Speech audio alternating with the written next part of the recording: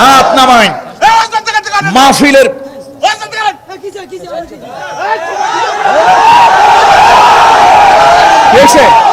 চিল্লান কেন? কি হয়েছে? চিল্লান কেন? কেন বন্ধ করবো? কি হয়েছে? জি আসসালামু আলাইকুম, আমি কামরুল ইসলাম সাঈদ আনসারী বলছি।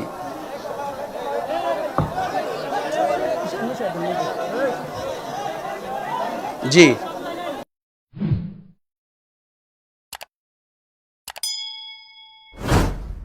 আমাদের কাজ না হয় এই মাহফিল থেকে শিক্ষা নিয়ে বাড়ি গিয়ে বাস্তব জীবনে পালন করতে কারা কারা রাজি আছে হাত উঁচু করে দেখায়। লিল্লাহে তাকবীর, লিল্লাহে তাকবীর।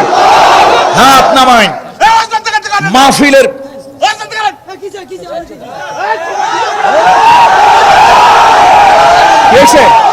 চিল্লান কেন? কি হয়েছে? চিল্লান কেন? কেন বন্ধ করবো? কি হয়েছে?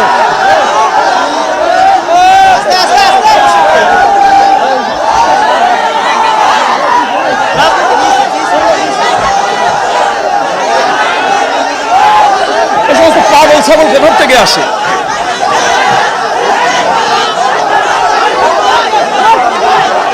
বসুন সবাই, বসুন বসুন বসুন সবাই, বসুন বসুন বসুন বসুন সবাই, বসুন বসুন।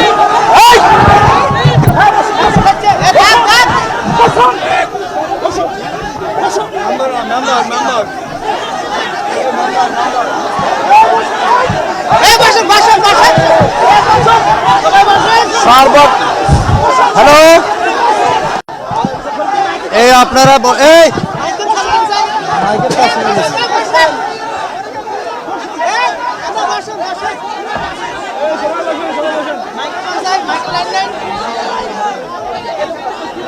বসুন সবাই, বসুন বসুন।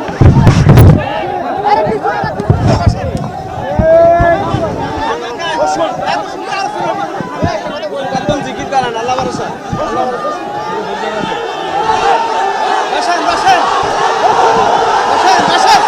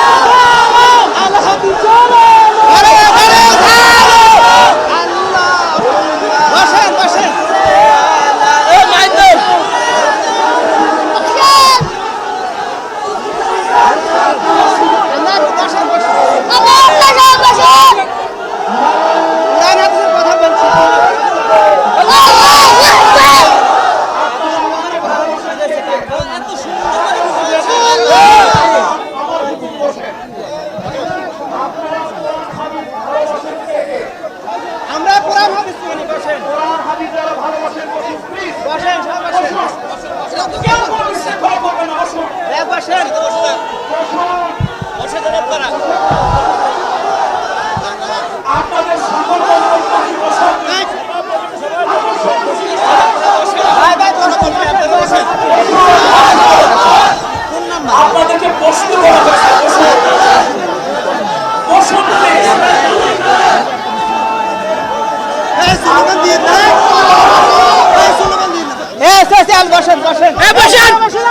ভাইজান, দয়া করে বসেন।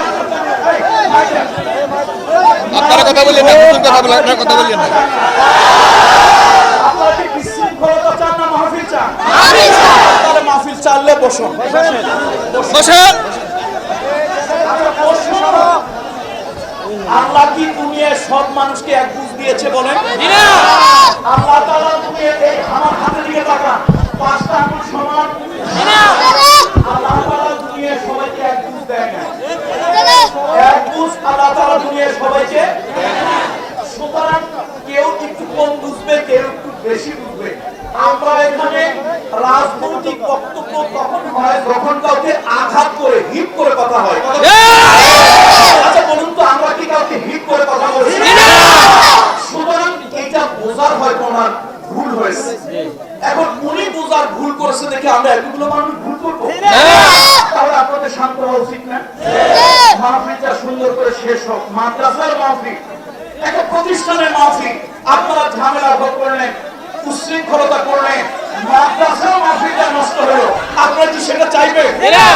আল্লাহর নবীর প্রতিষ্ঠান, এই প্রতিষ্ঠানের মাহফিলটা আপনারা বন্ধ হয়ে যান, তা কি চাইবেন?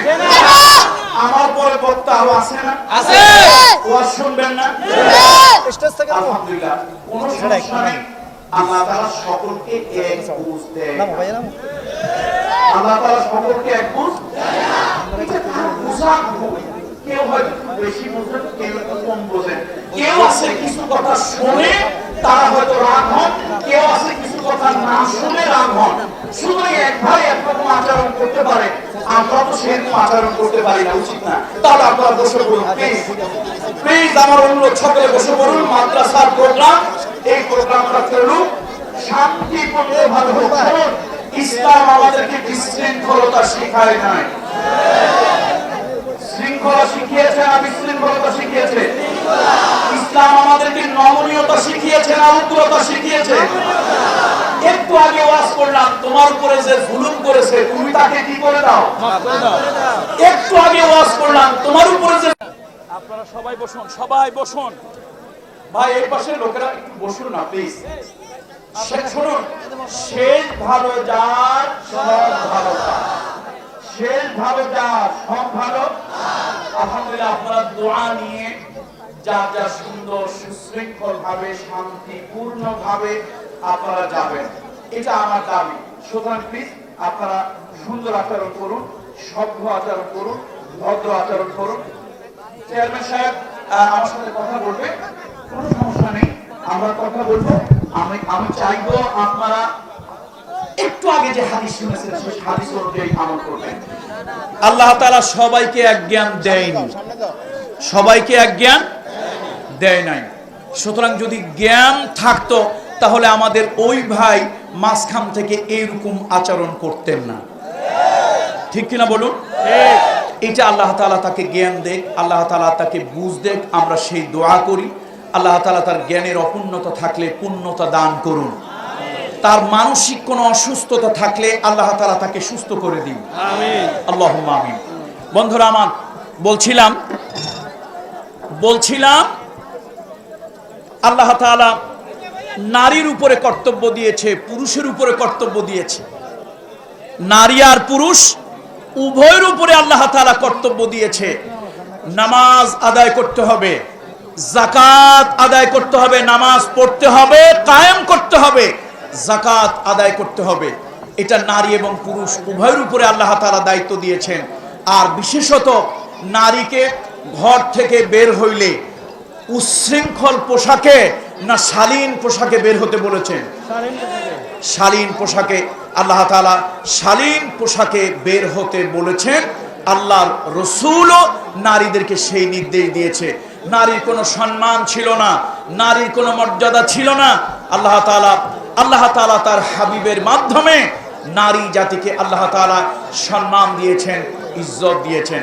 সুতরাং মা এবং বোনেরা চতুর্দিকে যারা আছেন, আমি মা এবং বোনদেরকে বলবো, আজকে যে আমলগুলোর কথা বলা হলো, আপনার সাথে যে সম্পর্ক ছিন্ন করেছে তার সাথে সম্পর্ক জোড়া দেওয়ার চেষ্টা করবেন।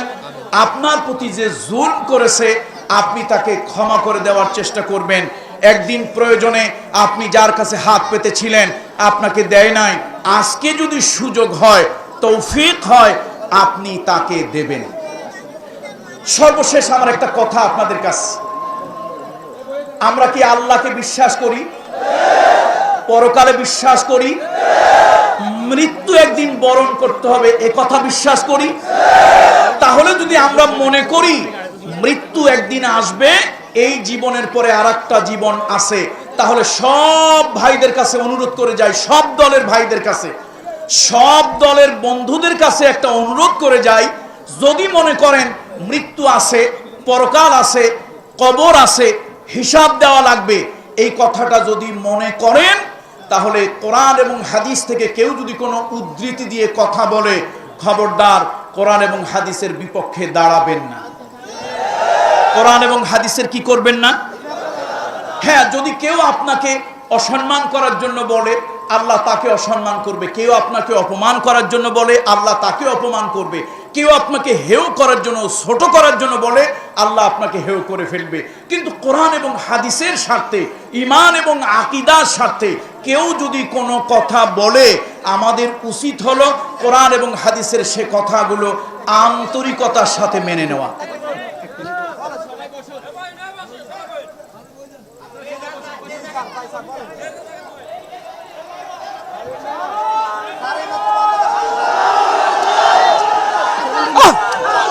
বসেন।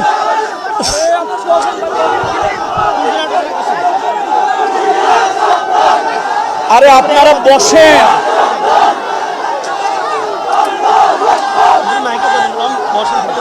আরে আপনাদেরকে বসতে বলেছি।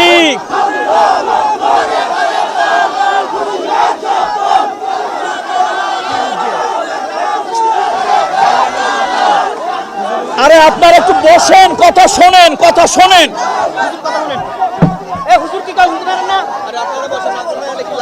আপনাদেরকে বসতে বলতেছে। এই মাইকটা দেন না কেন? মাইক দেন। আপনাদেরকে বারবার আমি অনুরোধ করতেছি বসার জন্য। আমার কথা যদি আপনারা না মানেন, শোনেন, আপনারা যদি আমার কথা না মানেন তাহলে আপনাদেরকে নিয়ে কোনো ময়দানে যাওয়া যাবে? জোরে বলেন, যাবে? তো আপনারা আমার কথা শুনতেছেন না, মানতেছেন না, আমি বুঝতেছি না।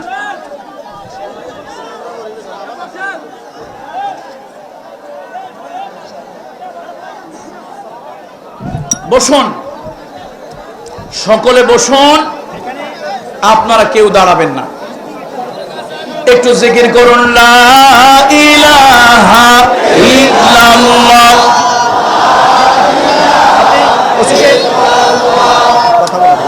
জি আসসালামু আলাইকুম। জি আসসালামু আলাইকুম। আমি কামরুল ইসলাম সাঈদ আনসারী বলছি।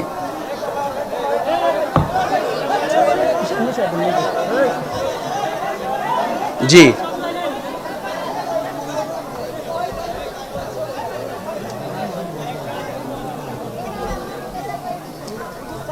আচ্ছা, যেহেতু ওনারা অনুমতি নেয়নি আর প্রোগ্রাম এই পর্যন্ত হয়েছে, তাহলে ওনারা দোয়া করে শেষ করে দিক।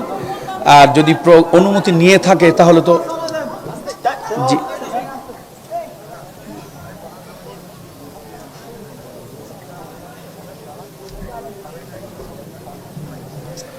হ্যাঁ, প্রশাসনিকভাবে অনুমতি নেওয়া প্রয়োজন ছিল। তো এখন যেহেতু লোকজন এসেছে, আপনি তো পাবলিক সেন্টিমেন্ট বোঝেন, ওনারা দোয়া করে শেষ করে দেখ। এটা যেহেতু একটা প্রতিষ্ঠানের মাহফিল, ভালো হবে। আপনিও তো প্রশাসনে আছেন, একটা সম্মানজনক চেয়ারে আল্লাহ তাআলা আপনাকে রেখেছেন। সুতরাং আমার মনে হয় যে ওনারা দোয়া করে শেষ করে দেখ। প্রতিষ্ঠানের মাহফিল, প্রতিষ্ঠানের কল্যাণ হলো, আপনাদেরও ভাবমূর্তি উজ্জ্বল হলো। এখানে এরকম বিশৃঙ্খল কিছু হবে না, বা এরকম কোনো রাজনৈতিক আলোচনা হবে না যে যার দ্বারা একটা বিশৃঙ্খলতা, গণ্ডগোল, মারামারি হবে, এরকম কিছু হবে না। এটা প্রতিষ্ঠানিক মাহফিল, যেহেতু লোকজন এসেছে আর আল্লাহ তাআলা আপনাকে একটা সম্মানজনক চেয়ারে রেখেছেন, আপনি তো পাবলিক সেন্টিমেন্ট বোঝেন, তো ওনারা যত তাড়াতাড়ি সম্ভব শেষ করে দেখ। এখন যদি এই মুহূর্তে লোকগুলোর চলে যেতে বলা হয় তাহলে আপনাদের দুর্নাম আরও বেশি হবে, এটা আমি মনে করি। তো যেহেতু হয়ে গিয়েছে, এতটুকু করুক যে ওনারা উইদিন শর্ট টাইম ওনারা শেষ করে দেখ।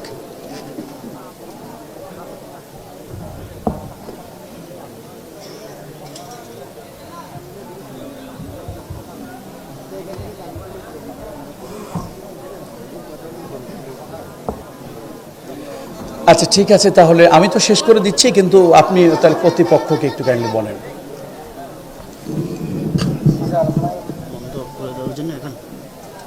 না আমি তো বললাম, এখন কথা বলেন যে অন্তত একটু হোক, আফসার সাহেব আসুক, কিছু কথা বলে তারপরে মোনাজাত করে শেষ করে দেখ। মানুষগুলো দূর দরাজ থেকে এসেছে, সুতরাং সেটা হোক। কি ব্যাপার, আমার বুঝে আসে না, আপনারা কি দিনের উপকারে আসছেন না ক্ষতি করার জন্য আসছেন? আপনারা কি দিন শেখার জন্য আসছেন না ভঙ্গ করার জন্য আসছেন? তো দিন শেখার জন্য আসলে আপনারা যদি, আপনাদের যারা অভিভাবক, তাদের যদি কোনো অর্ডার আপনারা না মানেন, তাহলে তো আপনাদের সাথে আর বাহিরের উচ্ছৃঙ্খল লোকদের সাথে পার্থক্য থাকলো কোথায়? সুতরাং এটা আমার মনে হয় আপনারা আমাদেরকে যদি আপনাদের মুরব্বী মনে করেন, আমাদের নির্দেশনা আপনাদের মানা উচিত।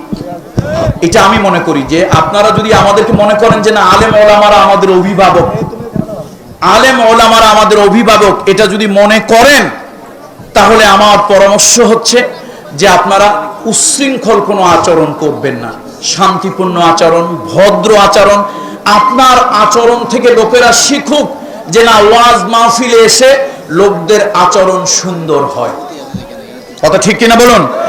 সুতরাং প্রশাসনের সাথে মাহফিল কমিটি কথা বলবেন, যেহেতু একটা মাদ্রাসাকে কেন্দ্র করে মাহফিল। আপনারা জানেন একটা 5 জনের সংসার চলতে অনেক খরচ, আর একটা প্রতিষ্ঠান অনেকগুলো মানুষের একটা সংসার, সেখানে একটা ওয়াজ মাহফিল হলে, দ্বীনি মাহফিল হলে প্রতিষ্ঠানের কিছু স্বার্থ জড়িত থাকে, প্রতিষ্ঠানের মান সম্মান জড়িত থাকে, প্রতিষ্ঠানের ইজ্জত জড়িত থাকে। সুতরাং আপনারা যদি অনাকাঙ্ক্ষিত আচরণ করেন তাহলে প্রতিষ্ঠানের কি হবে? বদনাম হবে, প্রতিষ্ঠানের ইজ্জতের ক্ষুণ্ণ হবে। আপনারা কি সেটা চাইবেন? বলেন সবাই আমার কাছে ওয়াদা দেন, সেটা কি চাইবেন? অবশ্যই চাইবেন না।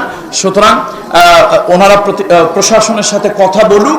যদি প্রশাসন বলে যে ঠিক আছে, যখন লোকেরা চলেই আসছে তো আর একটু সময় তারা করুক, করে তারপরে বাকায়দা শেষ করে দেবে। আর যদি যেহেতু করোনা প্যান্ডেমিকের কারণে প্রশাসনিকভাবে যদি তারা করতে না দেয় তাহলে তো আপনার আমার করার সেখানে আর কিছুই নাই। আমি এই জন্যই শুরুতেই বলেছি স্বাস্থ্যবিধি সকলে মেনে মাস্ক ব্যবহার করবেন, এবং আপনারা সেটা অনেকে করেছেন, বাকি যারা করেননি তারাও করবেন। তো আমি আপনাদের ছেড়ে বিদায় হব, কিন্তু শর্ত হলো একটা, উচ্ছৃঙ্খল কোনো আচরণ আপনারা করতে পারবেন না। আমার সাথে ওয়াদা করেন, রাজি আছেন? উচ্ছৃঙ্খল কোনো আচরণ আপনারা করবেন না, রাজি আছেন? আপনারা ভদ্রচিত শালীন আচরণ করবেন, রাজি আছেন? অন্যান্য মাহফিলগুলো, মিটিংগুলোর মতো আচরণ করবেন না, দ্বীনি মাহফিলের আচরণ করবেন, সেটা আমি আপনাদের কাছ থেকে প্রত্যাশা করছি। আল্লাহ তাআলা আমাদের সকলের প্রতি রহম করুন। আফসার সাহেব আসছেন? আচ্ছা আচ্ছা, জি।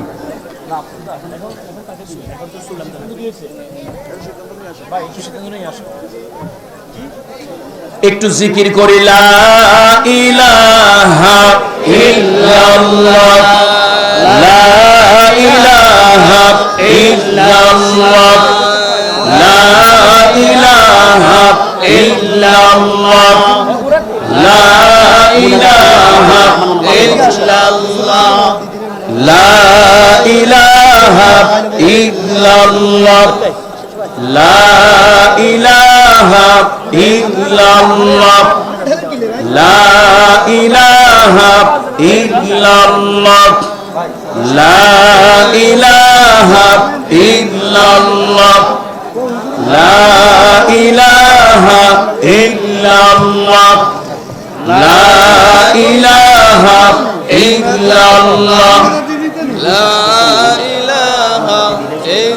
লা ইলাহা ইল্লাল্লাহ, মুহাম্মাদুর রাসূল।